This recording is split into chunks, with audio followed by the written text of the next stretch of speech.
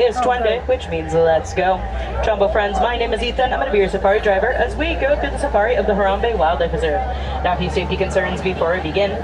Please remember to stay fully seated with your hands, arms, legs, and feet inside the vehicle at all times. Now, this does include little ones. Little ones either need to be fully set in your lap or sitting next to you. Now, hopefully you'll be able to see some really cool animals out here today, so friends, feel free to talk amongst yourselves, but please keep your volume in mind, as we do not want to scare any of the animals out here today. This will include, please do not make any noises you think could get an animal's attention. This can actually do the opposite and scare them away. We have to remember that this is their home, so we do need to be respectful. Now, the first area that we begin our adventure in is known as Little Ituri Forest.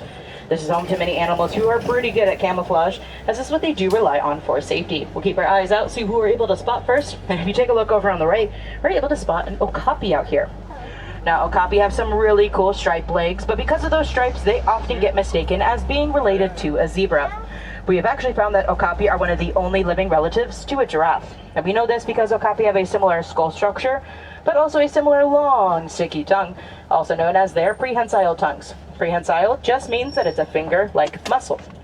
Over on the left, you're able to spot two saddle-billed stork, and up on the right are going to be the bongo. Now, bongo have that really nice copper-colored fur to them.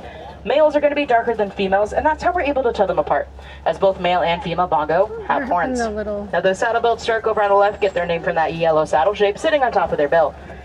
Oh, wow. Now, they can either be found alone or in pairs, and they do pair up for life. Now, over on the left, we're going to be able to see somebody who has a prehensile body part, just like the okapi, and that is the black rhino. Now, unlike the okapi, the black rhino have a prehensile upper lip, unlike the okapi's tongue. Now, it seems to serves the same purpose, helping them with grasping at leaves that might be a little bit further up. Now, the black rhino are more solitary animals, so they honestly prefer to stick by themselves. One thing that all of these animals have in common with one another is their reliance on trees and bushes. Whether it's to camouflage within or to eat, they rely on foliage in one way or another. And we want to make sure they're able to for a very long time, and we can do this by using a paper alternative, such as the bamboo we can see growing out here. Bamboo helps cut back on deforestation, keeping areas like Little Ituri Forest nice and dense for all these animals, including the greater kudu over on the left. Now, greater kudu, we can tell those are female, as they don't have any horns. And greater kudu, only the males have horns. But my friends, it does look like we are going to be heading out of Little Ituri Forest, but don't you worry, we are now going to be heading up into Safi River.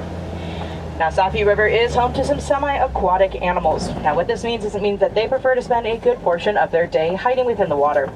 A few ways that we're able to spot somebody hiding out here is by looking for any dark spots, ripples, or any bubbles within the water.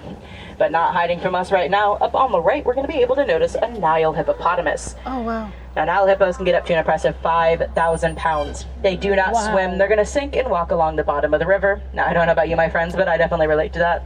I don't float. I sink.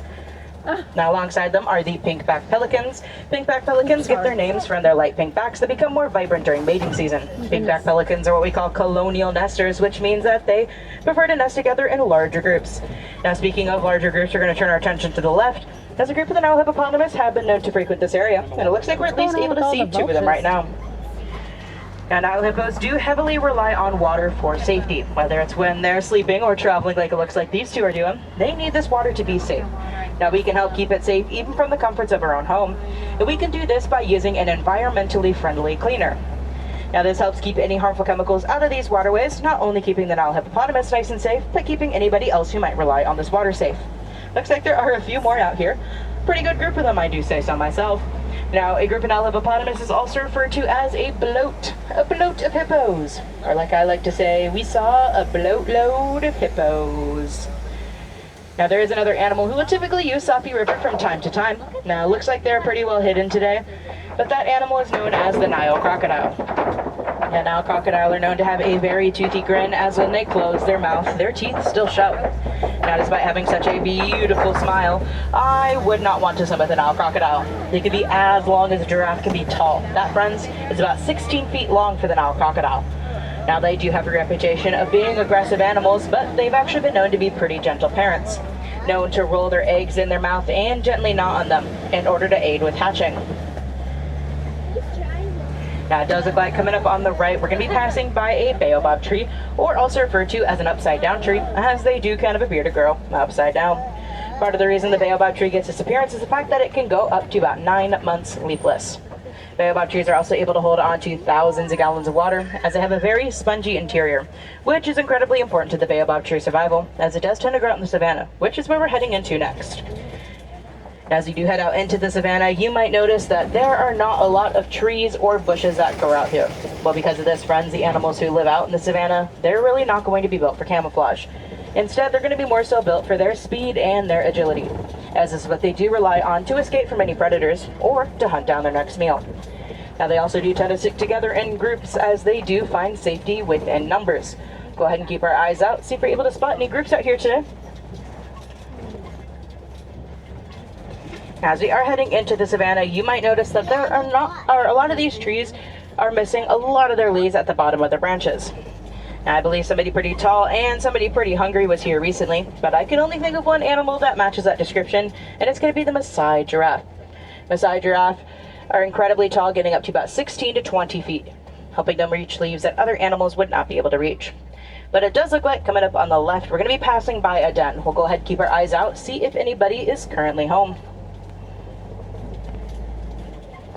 Now, if you take a look in between these two trees, more so under the smaller, greener one, you might notice the African painted dogs lying down and taking a nap right now. Now, the African painted dogs are part of the canid family, just like a dog you might have at home. Unlike that dog you might have at home, the African painted dogs only have 4 toes instead of 5. Now, they're also going to be one of Africa's most successful hunters, and yes, my friends, that does outbeat the lions. Now, a little bit more tucked away over on the left, you're going to have to look behind us. You might be able to notice the sable antelope. Now, they have some pretty long horns. They use those horns to keep themselves protected. Sable antelope are one of the only antelope known to stand their ground against predators. When given with the option to flee or to stay on their ground and fight, they stay on their ground and fight, which is why they have a made Harambe Wildlife Reserve's emblem. As we say here in Harambe, we stand our ground and we fight for conservation. Now, we are passing by some pretty tall dirt mounds. These are known as the termite mounds. Now, termite mounds are built using termite spit and dirt, and they are incredibly strong, almost as strong as concrete. Because of this, some animals out here in the savanna have been known to use the termite mounds almost as a scratching post. Now, if you do take a look up on the left, kind of tucked away in some trees right now, you might be able to notice the Maasai giraffe. Looks like there's 3 of them out there right now, a little group of them. A group of Maasai giraffe is also known as a tower of giraffe. Interesting. Now, because these giraffe are able to reach leaves that other animals aren't able to reach, you might notice that a lot of the trees, like I said, are missing the leaves at the bottom of the branches. And there's quite a lot of trees out here. I think Maasai giraffe have been pretty hungry, but this is normal. They can actually go up to about 20 hours a day eating, but only about 30 minutes a day sleeping. Now, I don't know about you, my friends. I need a little bit more sleep than 30 minutes, but a 20-hour day of eating, now that does sound kind of nice. Now, they don't only have the advantage of their height, but they also have the advantage of their long, sticky tongues, just like the okapi.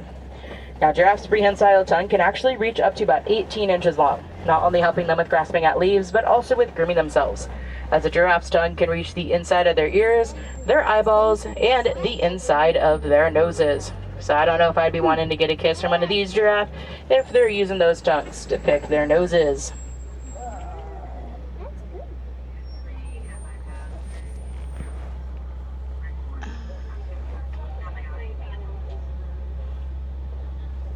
I find it does sound like there might be an animal up ahead in the road. Now, here in Harambe, the animals do have the right of way, and sometimes they really love to make sure we are well aware of this rule. We're going to hang out here until they decide to move on out of the way. He just threw them food so they'd come closer to it.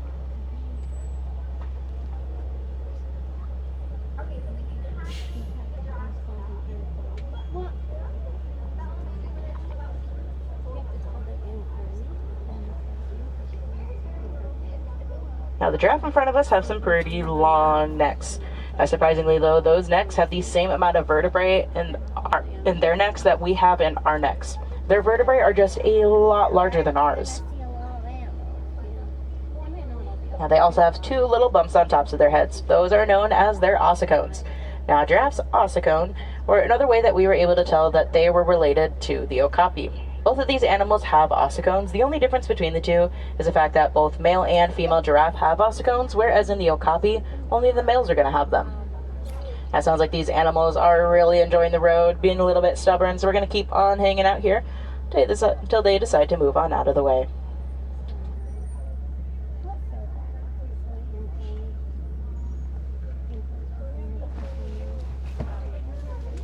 if you can catch the giraffe.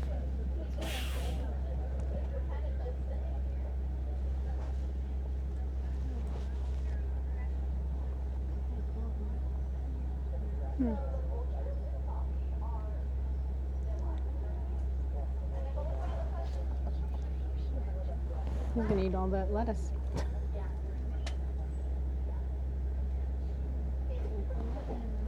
Okay. Now, my friends, I never like to say that we are fully back on the move. Sometimes these animals like to get out of the road and then get right back into the road. We keep our fingers crossed they decide they're done with hanging out on the road. Now, friends, we mentioned that Maasai giraffe are born at around 6 feet tall, and if you actually look over to the left, you might be able to see a pretty small Maasai giraffe out here. We can tell based on that little one size that it might be around 3 to 4 months old. So that is quite a young Maasai giraffe. Now, coming up on the right, we're going to be able to spot somebody with some pretty impressive horns. That is known as the Ankole cattle. Now, Ankole cattle's horns look quite heavy, but don't worry, friends, they're actually quite light, as they have a honeycomb structure on the inside to aid them with keeping cool in warmer weather. You might have heard the Ankole cattle be referred to as the Watusi cattle, named after the people who first domesticated them. Up on that hill line, we're also able to see some wildebeest, but coming up on the left, we're going to be able to spot the Hartsman Mountain zebras. Now, those zebras have some pretty cool stripes. They actually have unique stripes to them and them alone, just like how humans have unique thumbprints to us and us alone. Actually, when a zebra is born, they are going to memorize their mother's stripes so that they're able to easily spot them when they are out and about. Now, we did see a pretty good group of the wildebeest out there, and honestly, friends, when I think of animals who travel together in groups, I think of the wildebeest first. Now, they go through migration once a year, known as the Great Migration, where they can get millions of wildebeest moving together in one herd. Because of this, wildebeest are going to be considered the second most densely populated mammal. That is right after humans. Now, it does look like we are going to be coming up to some knocked over trees. Now, here in Harambe, knocked over trees are a great indicator that we are heading in to some African elephant territory. We'll go ahead and keep our eyes out, see if we're able to spot any of these giants hanging out here today.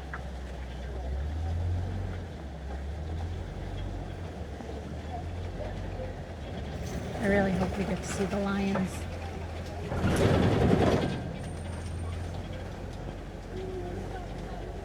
If you take a look up on the right, we are going to be able to spot an African elephant out there.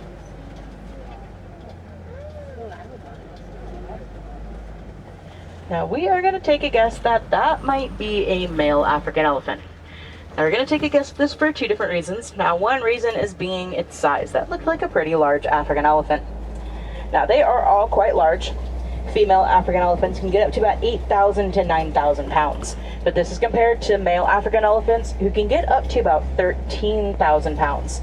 So there is quite a bit of a size difference. Oh, look. Now, another reason we're taking a guess that that is a male is the fact that it looks like he is traveling alone. Now, African elephants typically travel together in large groups of females.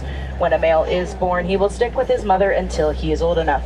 Now, when old enough, that male will either leave the group on his own or he'll be kicked out.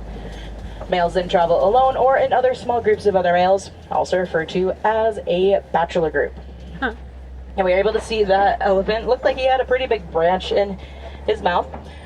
Now, elephants use their trunks for quite a lot. Probably use his trunk to pick up that branch, but he also probably uses it to pick up food, water, dirt, anything an elephant is interested in, they're going to be using their trunk to investigate with. Because of this, those trunks need to be incredibly strong, and trust me, friends, they are. There are actually more muscles in that one body part than there is in this whole truck combined. Now, I do want you to turn your attention to the right, as you might be able to notice some dirt. I know that doesn't seem cool, but you might notice it is a reddish color. Now, this is because we have now entered the red clay pits. Red clay is often visited by African elephants, as they have been known to use their tusks to dig at the side of red clay in order to eat it, as it provides them with vital minerals and nutrients. Even looks like somebody was digging here recently, as there are some test marks on the right, but also some footprints down over on the left. Now, elephants are not the only ones who dig at red clay, so do humans. Now, we mine red clay in order to get a mineral called coltan. Coltan is then used in electronics, such as that cell phone you might be holding. Now, unfortunately, due to all the coltan mining, it is destroying red clay before elephants are able to eat it. One way we can help cut back on coltan mining is by actually recycling our old electronics. The coltan found in them does not go bad, so it can be reused time after time, keeping red clay nice and viable for elephants to continue to eat. You might notice that we are also going to be passing by some more baobab trees. Now, baobab trees have yet another name, and I know that seems pretty crazy. 3 names for 1 tree, but these trees are also crazy important. If you remember, they're able to hold on to thousands of gallons of water. So animals out here in the savannah, such as the African elephants, have been known to poke holes into the side of the baobab tree so that they are still able to drink water during dry seasons, which is where the baobab tree gets its 3rd name, also referred to as the tree of life. Over on the right, we're getting a quick little glimpse of some more of the wildebeest out there. They were a little bit hidden when we first saw them. Now we're also going to be able to see some more African elephants over on the left. You might even be able to see one drinking some water right now. Now, despite popular belief, African elephants do not drink water through their trunks. They pick up water with their trunks and then spray it into their mouths, acting almost as a hose. Now coming up over on the left, we're going to be passing by the greater flamingos. Now these are the largest flamingo species, but also the lightest color of pink. Now flamingos get their pink color from something called beta-carotene found in shrimp and algae. Beta-carotene can be found in many other things, such as carrots and sweet potatoes, which is why if people eat too many of them, our hands might turn a little orange. It's the same function that happens in the flamingos, but it takes a while, as they do hatch gray.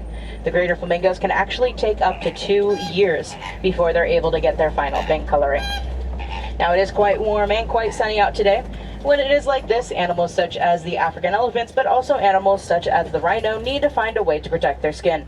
Both of these animals don't really have fur to do so, so they end up relying on mud. Now they can get mud from areas such as the mud wallows over on the left, which we're not seeing a white rhino right now, but we are able to see an ostrich laying down over here over on the left.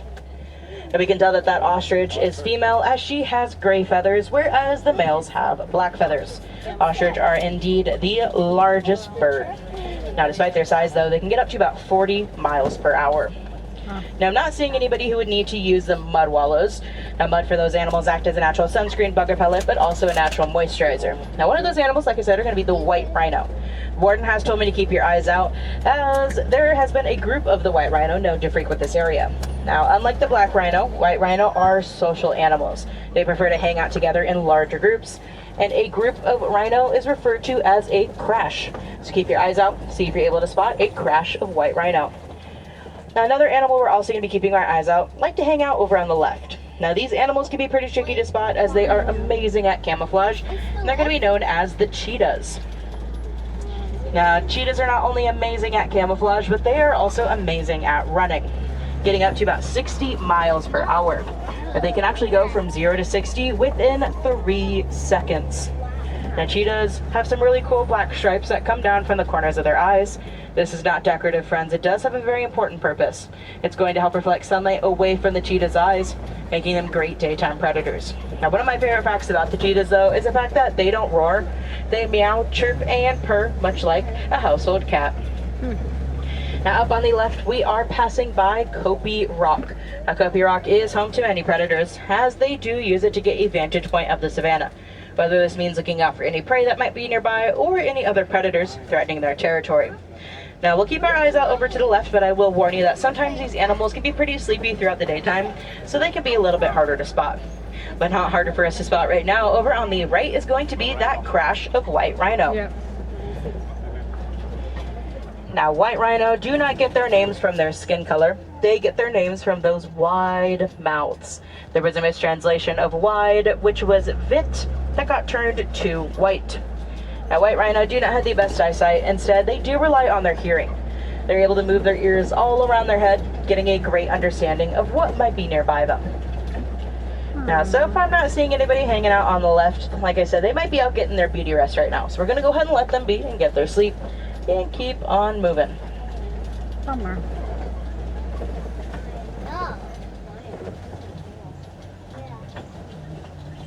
Now, over on the left, you might be able to notice these really large holes. Those are known as the warthog burrows. Warthogs are one of the largest burrowers, using their tusks to dig those really large holes. They will then back into those holes, keeping their tusks sticking out in order to keep themselves nice and protected. Now, despite the name warthog, typically only the males are going to actually possess those warts. Now, over on the right, you might be able to get another view of the ostrich out here. Now, like I said, ostrich are incredibly large birds, the largest bird. Now, because of how large an ostrich is, it only makes sense that they're going to be laying some incredibly large eggs. If you take a look over on the right, you might be able to notice some ostrich eggs. Now, those eggs can get up to an impressive 3 pounds each, which is about 2 dozen chicken eggs each. Those eggs are also incredibly strong. Someone like you or I, or even a well over 300-pound ostrich, could stand on one of those eggs and they would not break. And we are headed into the final area of our adventure, also known as Magadi Glen. Now, Magadi Glen is home to our warden, but alongside our warden lives the very playful and the very affectionate Nigerian dwarf goats. Now, these goats really do live up to their name, only getting up to about 2 feet tall. You might be able to notice they have some pretty adorable pot bellies, and this is due to the fact that they are what we call ruminants, which means that they have 4 stomachs. That is right, my friends, these goats have 4 stomachs. Now, they do provide our warden with incredibly sweet and nutritious milk that the warden can either drink, turn into cheese, or even turn into soaps and lotions. Now, the warden very much loves those goats as they are his pets. Now, I don't know about you, my friends, but I would absolutely love to take one of those goats home. But before you guys decide to add any cute new animal to your family, please be sure to do your research. Doing research on any nutrition, enrichment, or any other needs our animals may have can help ensure that they will have the best life as possible at home. If you're hoping to see some more animals out in your adventure today, don't you worry, there are a few more options. One of which being the Gorilla Falls Exploration Trail, which is actually nearby where I'm dropping you off. Now, just as the name implies, you might be able to see some gorillas out there, but you might also get a better view of the Nile hippopotamus and the okapi. It's about a 15 to 20 minute walking trail, but you can go at your own pace as it is a self-guided tour. Now, if I have any wilderness explorers on board, there are a few badges for you to earn out on this trail, but also one where I'm nearby where I'm dropping you off, also known as your safari badge. Now, if you're trying to earn your safari badge, just remember, friends, that you were on the Simba 1. That is Simba, like our friend the lion, and the number 1. I just want to give you guys a big asante sana. Thank you so much for joining me on today's safari. My name has been Ethan. I hope you guys had a great time out here today, and I hope you're able to see the animals you're hoping to spot. Now, it looks like our dock is cleared up for me to get you guys going on to your next adventure. Now, here in Harambe, we do not like to say goodbye. We find it far too sad and far too final. So instead, we say Kwaherini. Now, Kwaherini does mean to go well. So, friends, Kwaherini, go well, go wild. Have a great rest of your day as you explore Disney's Animal Kingdom or wherever your adventures may lead you out there today. That was really good. Now, if you find yourself sitting on the left, please watch your hand, or the right, please watch your hands, arms, legs, and feet as we go ahead and open. There you go. Okay. That works. Maybe you need the camera to get hotter. No. Okay, we're back in the shade again. That was a good safari. Oh man, I just missed the that's what lions. Can I tell you I something? That love was the like the lions. most rhinos I've ever Yes. seen. Yes. And the first time I've seen a hippo out of the water. Yes. Yeah, Yep. So that was pretty cool.